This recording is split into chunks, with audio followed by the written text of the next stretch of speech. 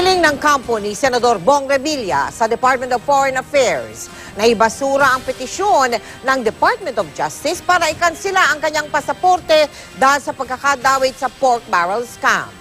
Ang giit na mga abogado ni Revilla, wala daw basihan ang DOJ para ikansila ang pasaporte ng senador.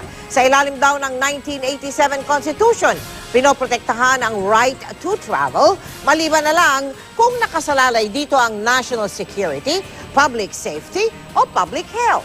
Hindi pa rin daw nahahatulang guilty si Revilla sa anumang kaso.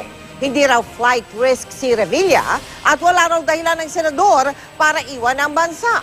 Ang kampo naman ng dating Chief of Staff ni Senator Juan Ponce Enrile na si Attorney Gigi Reyes. Humingi naman ng extension sa DFA sa pagsusumiti ng mga kaukulang dokumento tungkol sa isyong pagkansila ng kanyang pasaporte.